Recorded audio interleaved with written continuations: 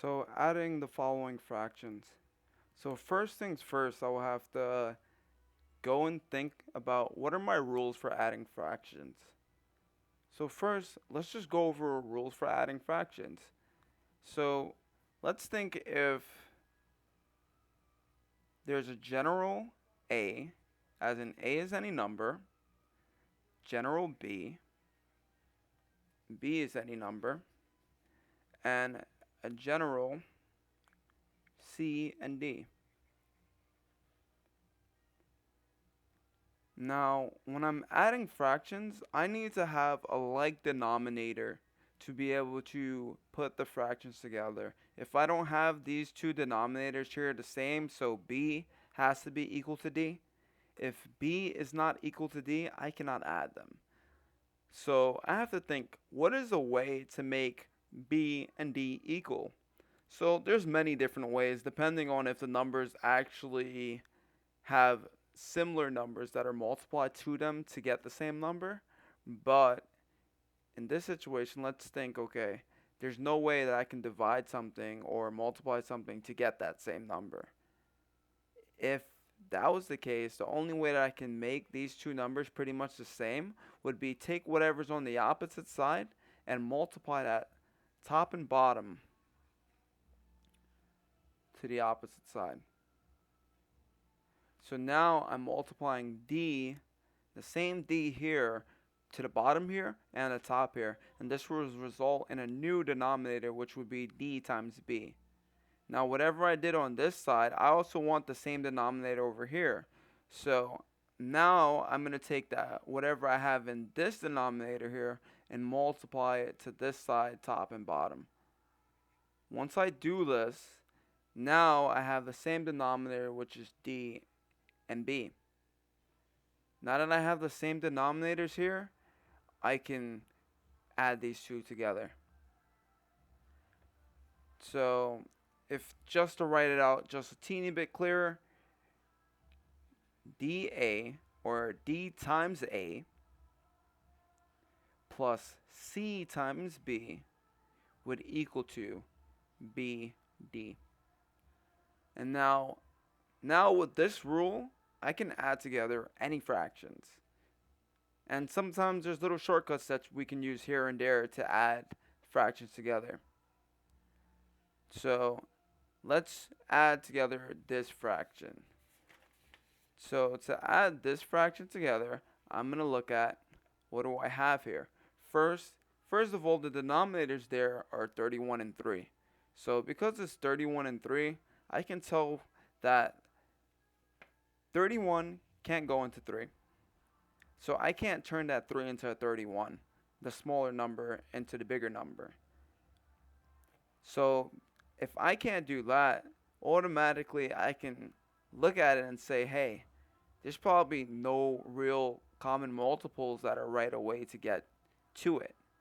So I'm going to go with using the rule to add these two together. So I'm going to choose what's on this side first, and I'm going to say, hey, it doesn't matter which side you choose first, but just choose any, and you'll say, okay, take the opposite denominator, which is 3, and multiply this to the top and the bottom. So 3 times 20, 3 times 31. Now I'm going to do the same thing, but I'm going to take this opposite denominator to this side now and say 3 times 31, 2 times 31. Now, when I solve this out, these two denominators should be the same. If these two denominators are not the same, then we did something wrong. So now, this should be 93.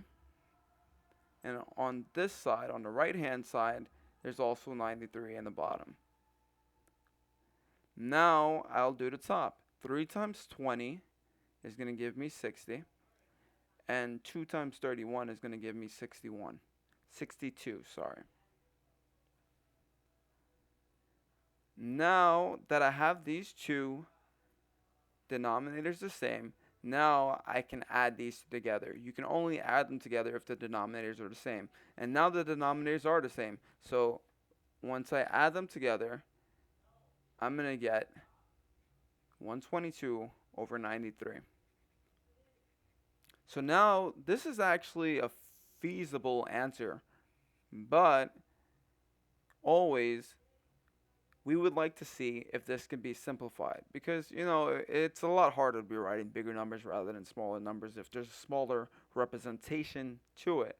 So what we're going to do is look at these numbers and see, is there any smaller numbers that can break down both of them? These numbers, whatever number that we're thinking about, has to be able to go through 93 and 122. So it has to be able to divide 93 and divide 122. So first I say, okay, I look at 93, and first of all, if the number is not even, we know that none of the even numbers can divide it without a remainder. So if the number is not even, we know that none of the even numbers can divide it without a remainder.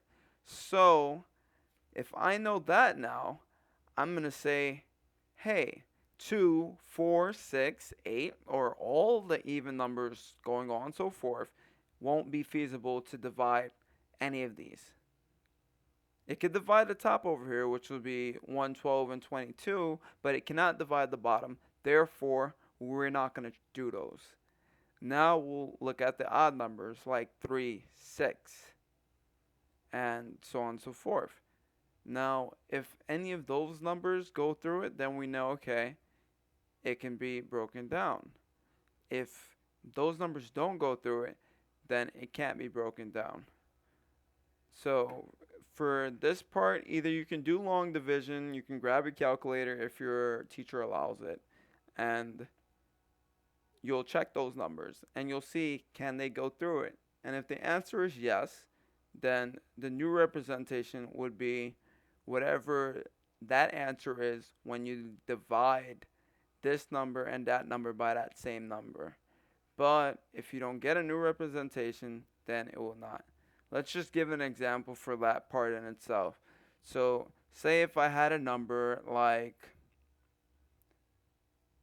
say, 120 and 93.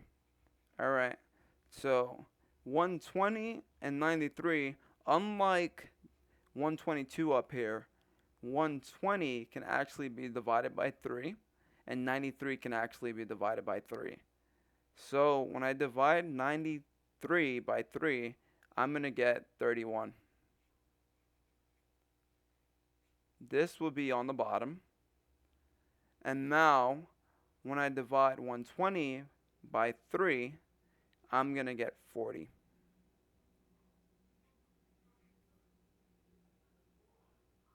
So from there, we have made an equivalence of another fraction just using smaller numbers that means the exact same thing as that. And that's pretty much what they would want you to do to finish out the problem, and then we can say that it's done.